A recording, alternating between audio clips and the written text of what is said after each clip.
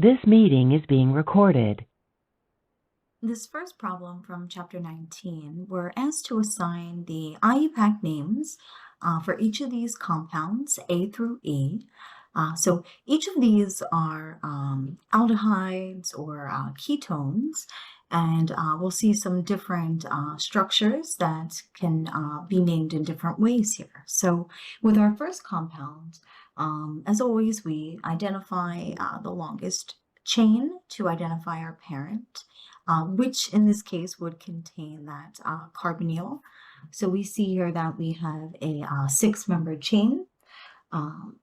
So we would name that parent hexanal, since it's an aldehyde and 6 carbons.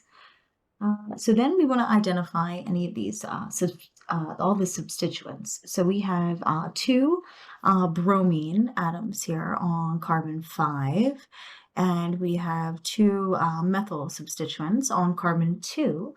So after we alphabetize, right, our dibromo here, that will go first. So we would have 5,5-dibromo, and then we would have on the carbon 2, we have 2,2-dimethyl, and then hexanal. So this is the full parent name, 5,5-dibromo, 2,2-dimethyl, hyphen in there, hexanal. Next, for compound B, we're going to name this as a ketone. So the parent is a ketone, and we have 6 carbons in our longest chain, so the parent would be a hexanone. So we have hexanone, and then we have to identify next each of the substituents. So we have 1, 2, 3 methyl substituents. So we know we have trimethyl. And we have to identify the location of our carbonyl. So at the carbon 2, so we have trimethyl 2-hexanone. Now let's name each of these substituents. They're all methyls on locant number 3, 4, and 5.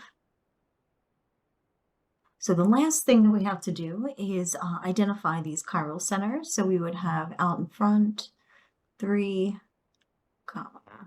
4. And it looks like at carbon 3, this would be our highest priority group over here, then over here. So 1, 2, 3. So we look like we're going S, but since our lowest priority group, hydrogen, is not on the dash, we know that we're going to be 3R. Let me get rid of,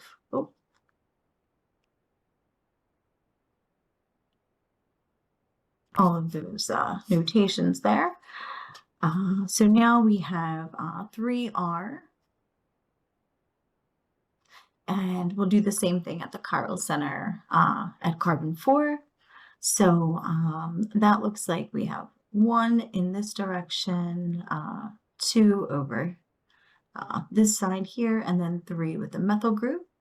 So that looks like we're going R, but again, since our hydrogen is starting off on a wedge, we know we have to change that. So we're going to have 4S. So the total name, including the configuration, now will be 3R, 4S, 3, 4, 5, trimethyl 2-hexanone. All right, and let's look at compound C. We'll move a little faster now. So at carbon 1, we would identify this as a cyclic ketone. So we have 5 carbons in our cyclic structure. So the parent here is going to be cyclopentanone. We have 4 substituents, 2 methyl groups, each at carbons 2, 2, and then 5 and 5. And we'll squeeze in here tetramethyl cyclopentanone. So that's the full name, 2255 tetramethyl cyclopentanone. Let's move down here to compound D. So again, we're going to identify the largest carbon chain. This time it's going to be and aldehyde. So we have 1, 2, 3, 4, 5. So we have pentanal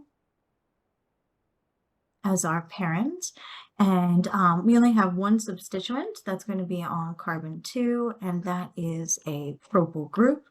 So we end up here with just 2-propyl pentanal as our compound name. Let's go to E. So we have a cyclic compound with an aldehyde adjacent to it.